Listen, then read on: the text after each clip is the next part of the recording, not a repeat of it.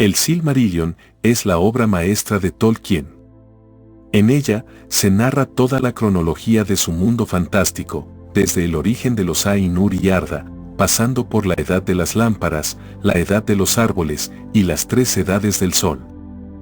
El presente trabajo no tiene como objetivo realizar un resumen de la narración, sino brindar un análisis de la obra en general, dando a conocer reflexiones que considero importantes, y sobre todo que proporcionan un mensaje muy valioso que merece ser escuchado.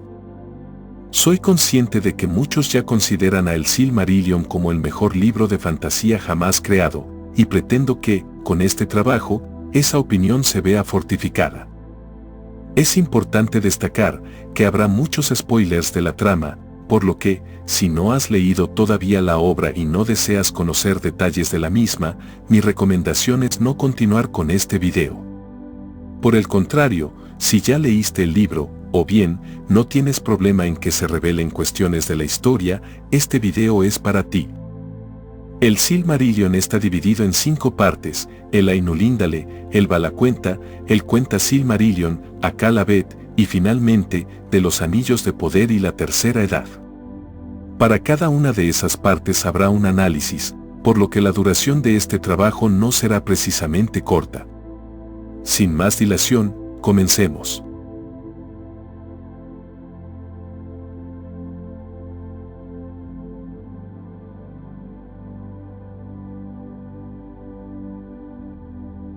Probablemente no sea apreciable a simple vista, pero en el relato de la música de los Ainur se encuentra la justificación de todos los sucesos del Silmarillion, porque es la música de los Ainur la que predice todo lo que va a ocurrir en la historia de Arda, salvo el destino de los hombres, como se dice más tarde en el Cuenta Silmarillion. Por tal motivo, preguntas frecuentes como ¿por qué Ilúvatar permite que exista el mal? ¿O por qué los Valar no ponen un alto inmediato a Melkor? Tienen su respuesta en este primer relato. Recordemos que Melkor comenzó a incluir parte de sus pensamientos en la música que todos los Ainur, incluido él, producían por instrucción de Ilúvatar. Esto provocó una disonancia que Ilúvatar tuvo que detener en 3 ocasiones.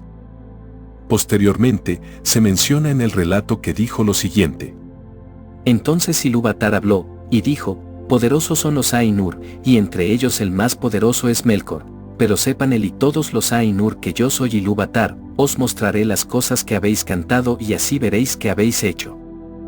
Y tú, Melkor, verás que ningún tema puede tocarse que no tenga en mí su fuente más profunda, y que nadie puede alterar la música a mi pesar. Porque aquel que lo intente probará que es solo mi instrumento para la creación de cosas más maravillosas todavía, que él no ha imaginado.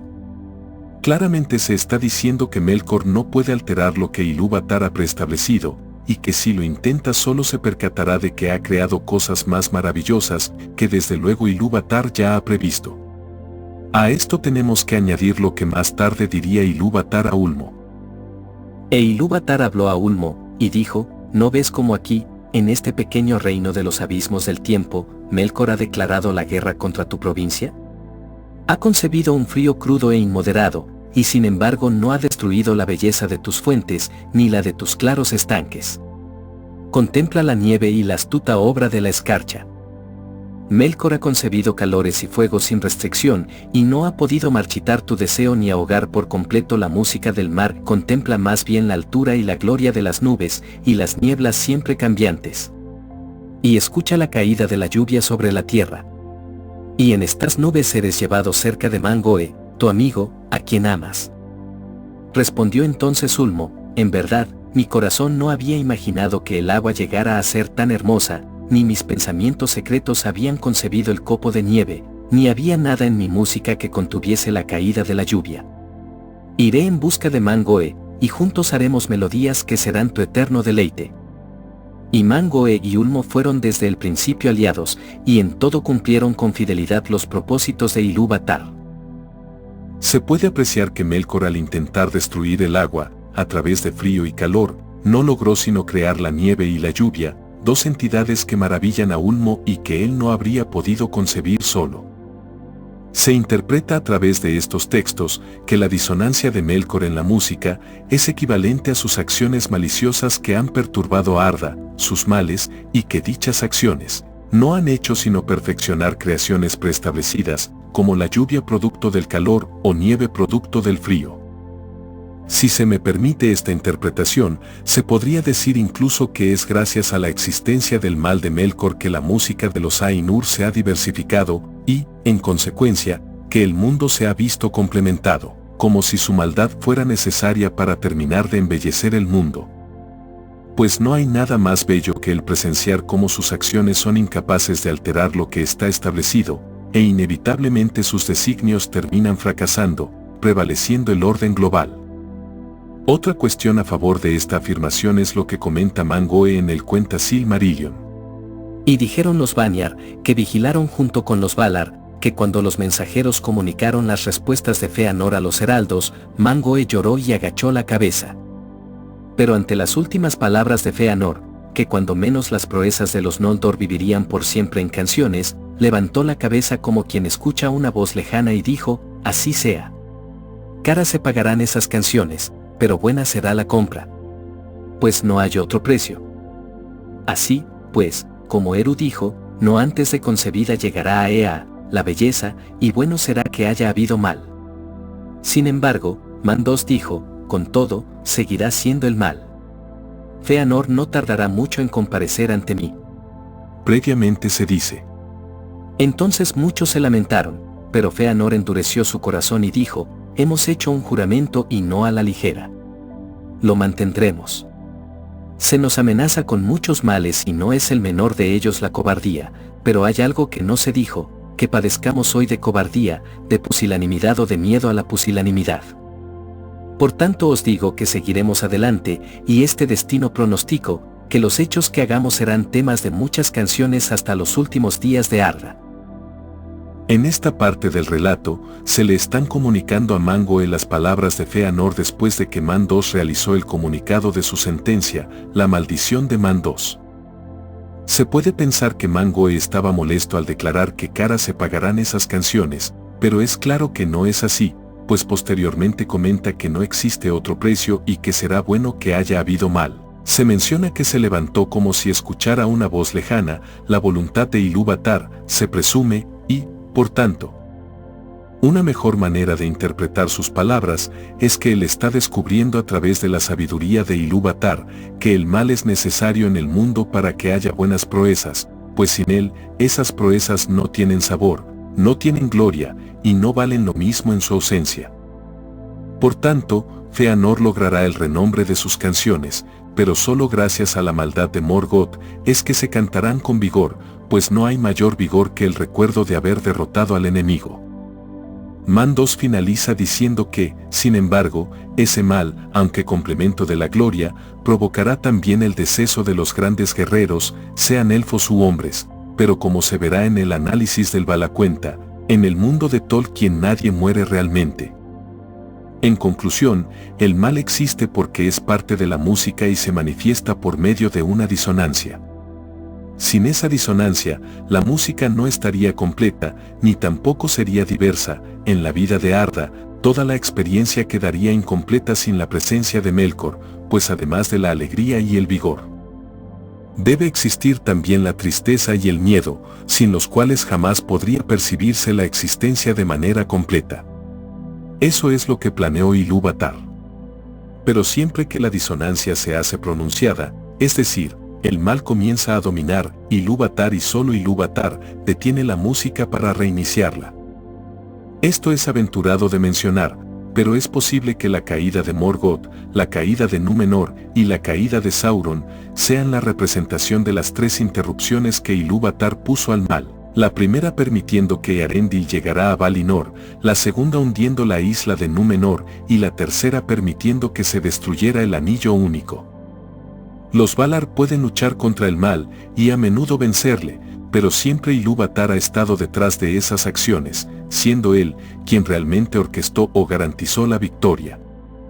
Ejemplos de esto. 1. Ilúvatar permitiendo que Eärendil llegara a Valinor y pudiera pedir el auxilio de los Valar, quienes mandaron el ejército de Occidente y derrotaron a Morgoth. 2. Ilúvatar hundiendo la isla de Númenor y cambiando la forma del mundo, retirando Valinor de Arda, para evitar que los hombres atacaran a los Valar, aunque sin la intervención de Ilúvatar, los hombres de todas maneras no habrían tenido oportunidad. 3. Ilúvatar guiando a los portadores del anillo y garantizando su destrucción en el Orodruin, así como reviviendo a Olorin, esto a pesar de que fue idea de los Valar enviar a los Istari contra Sauron.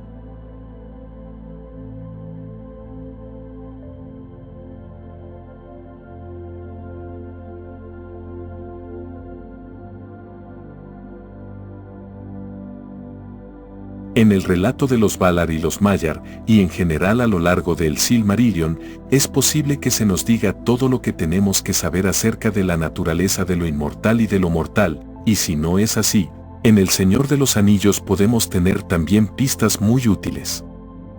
Con el Valacuenta aprendemos el nombre de todos los Valar, y el nombre de los Maiar más importantes. Pero no es hasta tener todo el panorama del Silmarillion que nos percatamos de la naturaleza de todos ellos, porque recordemos que los Valar son solo Ainur de mayor rango que los Maiar, pero todos al fin y al cabo tienen la misma naturaleza. La naturaleza de los Ainur. Considero que es en este relato donde merecía la pena hablar de todas esas cualidades, que muchas veces solo quedan implícitas, pero son necesarias de tener bien entendidas. Entre los Valar contamos a Mangoe, Barda, Ulmo, quien es mi favorito y el de muchos estoy seguro, Aule, Yavanna, Mandos, Niena, Orome, Lorien, Vaire, Vana, Tulkas, Nessa y Melkor, el Señor Oscuro, Morgoth. Entre los Maiar importantes tenemos a Eongoe, Ilmare, Ose, Winen, Sauron, Melian, Arien, Tilion, Curunir, Olorin, Gosmog y los Balrogs, y Ungoliant. Por supuesto, Maiar hay muchos más que no se nombran en todo el Silmarillion, como Tom Bombadil o el resto de los Istari. Pero todos estos Ainur tienen algo en común con la raza de los Eldar, y es que cuentan con el primer don de Ilúvatar, la inmortalidad. En contraposición, la raza de los Edain goza del segundo don de Ilúvatar, aunque a menudo en el texto es referido simplemente como el don. Se trata de la mortalidad. Para entender qué significa ser inmortal o ser mortal para Tolkien, veamos los siguientes extractos de El Ainulindale y el Cuenta Silmarillion. Así sucedió pues que de los Ainur algunos siguen morando con Ilúvatar más allá de los confines del mundo, pero otros, y entre ellos muchos de los más grandes y más hermosos, se despidieron de Ilúvatar y descendieron al mundo. Ilúvatar les impuso esta condición, quizá también necesaria para el amor de ellos, que desde entonces en adelante los poderes que él les había concedido se limitaran y sujetaran al mundo, por siempre, hasta que el mundo quedase completado, de modo tal que ellos fuesen la vida del mundo y el mundo la vida de ellos. Y por esto mismo se los llama los Valar, los poderes del mundo. Uno y el mismo es este don de la libertad concedido a los hijos de los hombres, que solo estén vivos en el mundo un breve lapso, y que no estén atados a él, y que partan pronto, a donde los elfos no lo saben. Mientras que los elfos permanecerán en el mundo hasta el fin de los días, y su amor por la tierra y por todo es así más singular y profundo, y más desconsolado a medida que los años se alargan. Porque los elfos no mueren hasta que no muere el mundo, a no ser que los maten o los consuma la pena, y a estas dos muertes aparentes están sometidos, tampoco la edad les quita fuerzas, a no ser que uno se canse de 10.000 centurias, y al morir se reúnen en las estancias de Mandos, en Valinor, de donde pueden retornar llegado el momento. Pero los hijos de los hombres mueren en verdad, y abandonan el mundo, por lo que se los llama los huéspedes o los forasteros. La muerte es su destino, el don de Ilúvatar, que hasta los mismos poderes envidiarán con el paso del tiempo. Pero Melkor ha arrojado su sombra sobre ella, y la ha confundido con las tinieblas, y ha hecho brotar el mal del bien y el miedo de la esperanza. No obstante, ya desde hace mucho los Valar declararon a los elfos que los hombres se unirán a la segunda música de los Ainur, mientras que Ilúvatar no ha revelado que les reserva a los elfos después de que el mundo acabe, y Melkor no lo ha descubierto. Asimismo, de el Ainulindale, es necesario revisar lo siguiente. Ahora bien, los Valar tomaron para sí mismos forma y color, y porque habían sido atraídos al mundo por el amor de los hijos de Ilúvatar, en quienes habían puesto tantas esperanzas, tomaron formas que se asemejaban a lo que habían contemplado en la visión de Ilúvatar, excepto en majestad y en esplendor. Además, esas formas proceden del conocimiento que ellos tenían del mundo visible más que del mundo en sí, y no las necesitan, salvo como necesitamos nosotros el vestido, pues podríamos ir desnudos sin desmedro de nuestro ser. Por tanto, los Valar pueden andar, si así les place, sin atuendo, y entonces ni siquiera los Eldar los perciben con claridad, aunque estén presentes. Pero cuando deciden vestirse, algunos Valar toman forma de hombre y otros de mujer, porque esa diferencia de temperamento la tenían desde el principio, y se encarna en la elección de cada uno, no porque la elección haga de ellos varones o mujeres, sino como el vestido entre nosotros, que puede mostrar al varón o a la mujer pero no los hace. Mas las formas con que los grandes se invisten no son en todo momento como las formas de los reyes y de las reinas de los hijos de Ilúvatar, porque a veces se visten de acuerdo con sus propios pensamientos, hechos visibles en formas de majestad y temor. Podemos deducir las siguientes cuestiones. 1. La inmortalidad consiste en no abandonar Arda jamás, y que el espíritu esté siempre ligado a la tierra, hasta el fin del mundo. Los Valar y los Maiar tienen esta condición, pero además pueden crear el cuerpo y la imagen que deseen, siendo esta solo una vestimenta, pues si así lo desean, pueden simplemente vagar como espíritus invisibles. Sin embargo, para poderse encarnar en una forma, requieren de una fuerza innata, que puede perderse. Por ejemplo, si un Vala o un Maya transfiere parte de su esencia a otro ser, o hacia algún sitio, ese Ainur perdería el poder innato para adquirir una forma corpórea. Esto fue lo que le sucedió a Morgoth, quien transfirió demasiado de su poder a diversas criaturas y a Arda misma. De ahí porque perdió la facultad para cambiar de forma, pues se había desgastado ese poder innato. Melkor había regresado y había pasado en secreto alejándose hacia el sur. Porque era aún como uno de los Valar, y podía cambiar de forma, o andar desnudo al igual que sus hermanos, aunque pronto habría de perder para siempre ese poder. Al derrocar a Morgoth en la Guerra de la Cólera, su espíritu fue apresado, encadenado y arrojado al vacío intemporal, es decir, se arrojó fuera del mundo. Sin embargo, Morgoth aún existe, pero está inhabilitado. Asimismo, esto ocurrió a Sauron, quien transfirió su poder y esencia al Anillo Único, que, al ser destruido, provocó que Sauron no pudiera volver a tener forma física, desvaneciéndose para siempre en una sombra.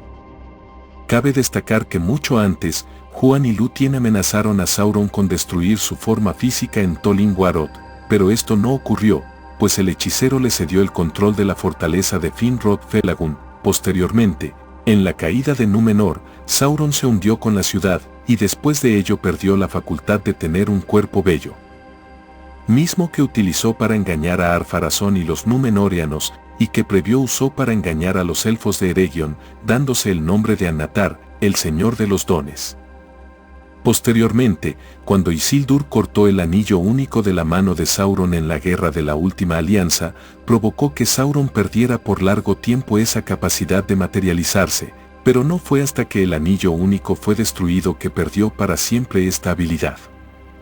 En conclusión, los Valar y los Maiar tienen su espíritu atado al mundo, y aunque su cuerpo pueda ser destruido, o bien, hacen uno nuevo, o, si no les queda más energía innata, simplemente son reducidos a sombras, invisibles sin la capacidad de materializarse ni perturbar al mundo, pero existiendo, al fin y al cabo. Ahora hablemos de los Istari, los cuales son Maiar encarnados en cuerpos de hombres como se dice en el siguiente texto. Mientras aún las primeras sombras empezaban a invadir el bosque negro, en el oeste de la Tierra Media aparecieron los Istari, a quienes los hombres llamaron los magos. Nadie sabía en aquel tiempo de dónde eran, salvo Círdan de los puertos, y solo a Elrond y a Galadriel se les reveló que venían de allende el mar.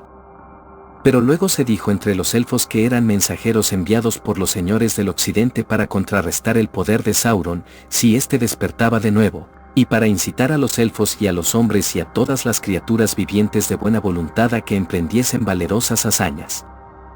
Tenían aspecto de hombres, viejos pero vigorosos, y cambiaban poco con los años, y solo envejecían lentamente, aunque llevaban la carga de muchas preocupaciones, y eran de gran sabiduría y poderosos de mente y manos. Los Istari, aunque tienen espíritu de Ainur, son sensibles al mundo como lo son los hombres, no obstante, envejecen lento, podrían considerarse Maiar limitados. Sin embargo, al destruir el cuerpo de un Istari, su espíritu seguirá ligado al mundo como el de cualquier otro Maya, y aunque no se menciona en el Silmarillion, Olorin parece haber sido la única excepción a esta regla, pues al morir contra el Balrog fue transportado hacia Ilúvatar y enviado de vuelta ascendido. Olorin es quizá de entre todos los Ainur, el único que conoció el destino de los hombres, la mortalidad.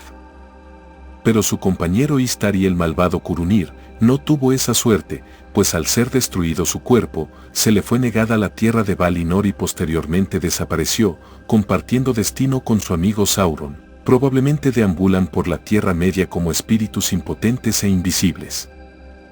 Ante el espanto de todos, alrededor del cadáver de Saruman se formó una niebla gris, que subió lentamente a gran altura como el humo de una hoguera, mientras una figura pálida y amortajada asomaba sobre la colina.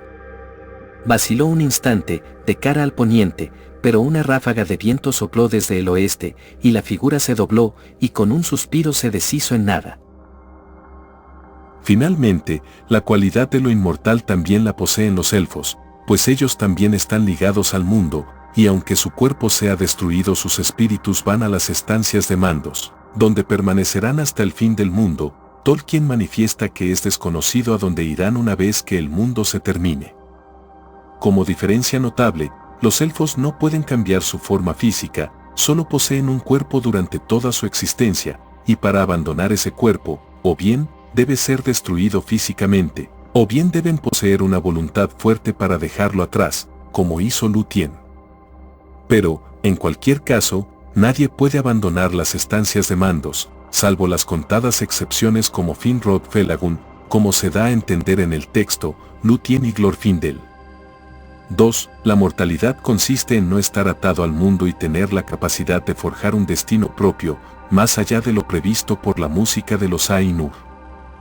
Al destruir el cuerpo físico de los hombres, sus espíritus permanecen un tiempo en Arda, como ocurrió con Beren, pero posteriormente son transportados fuera del mundo, a un lugar desconocido pero que Ilúvatar tiene listo para ellos. Eso es lo que los hombres denominan morir, y a pesar de que esto fue pensado como un don, fueron Morgoth y más tarde Sauron quienes desprestigiaron esta cualidad y la hicieron ver como una debilidad e incluso como una maldición, provocando que los hombres envidiaran la inmortalidad, cualidad que solo los elfos, los Maiar y los Valar poseen. Sin embargo, de entre todos los inmortales, solo Olorin conoce a dónde se dirigen los hombres tras abandonar el mundo, porque solo él murió entre comillas, pues en El Señor de los Anillos se explica que abandonó al mundo a través de lugares que no fueron revelados.